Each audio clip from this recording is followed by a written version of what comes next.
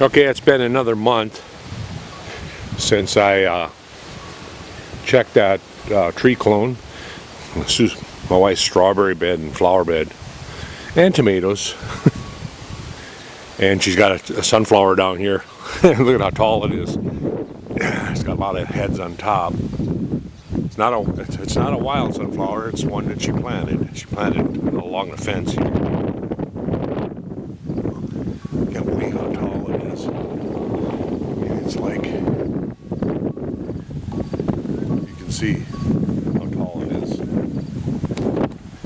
Anyway, I got the camera on the tripod. We're gonna go over here and open it up. It's getting kind of late. I'm thinking I'm gonna have to take it off, whether it's ready or not.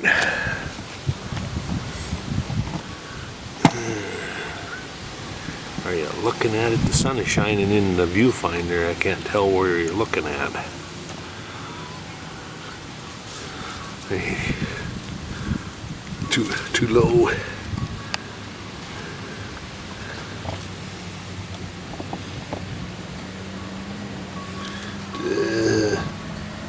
This tripod is kind of hard to use.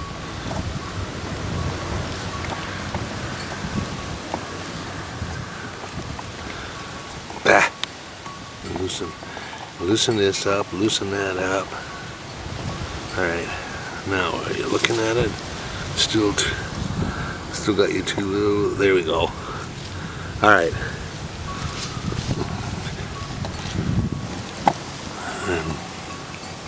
So, we're going to take and open it up. Hopefully we've got some root action going on. I rewrapped it last time with just some electrical tape around the saran wrap.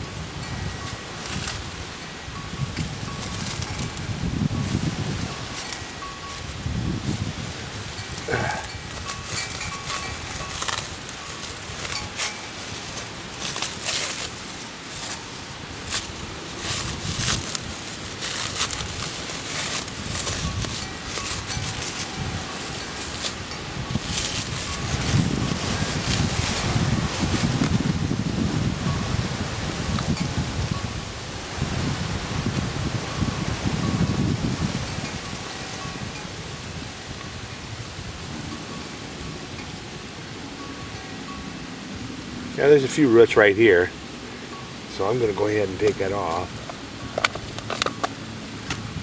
A few roots off of the main root. I'm going to take it off, and I'm going to plant it in a. I got to this clipper is sterilized. There we go.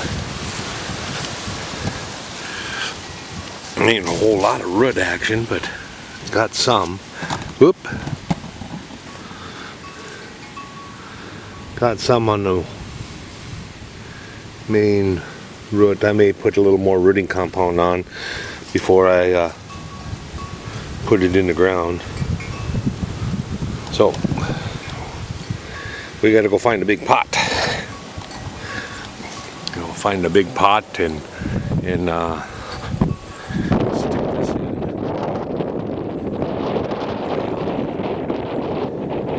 another apple tree. So I won't know until probably next spring. But yeah, we had a storm go through a couple nights ago, and we had 85-mile-an-hour wind. I can't believe my windsock out there is still there.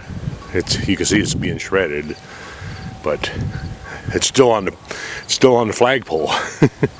The garden, I'm surprised it was out of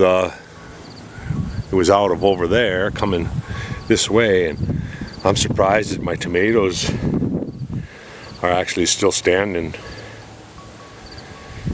So anyway, I'm gonna go plant this in a pot.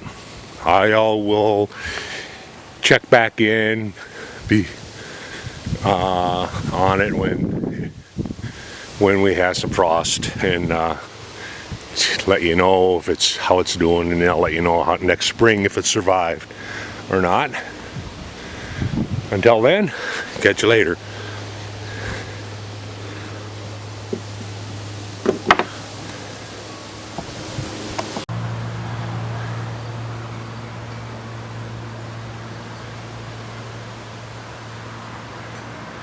Okay, I got it stuck in a pot. I guess I could have picked a little bit straighter branch.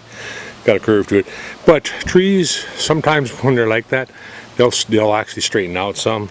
So if it survives, then I'll probably plant it so that it's got a curve at the bottom and then up.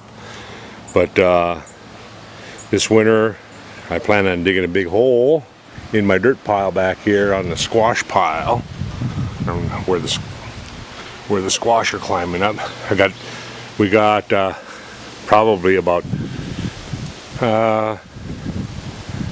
25 yards of dirt right here, 20 yards anyway, in my squash. But I'll dig a hole and completely bury the pot in that, so that it doesn't freeze thaw, because that'll kill it if it freeze thaws. And I mean, if it's fine if it freezes, but you don't want it to thaw out and then refreeze and thaw out and refreeze. So we want to bury it so that when it finally does thaw out, everything else is thawing out and spring has started. So anyway, that's the plan. I'll let you know next spring if it survived or not. It's probably going to lose all its leaves now. But that's fine. I trimmed a bunch off. You need to trim a bunch off so that it puts its energy into the roots and not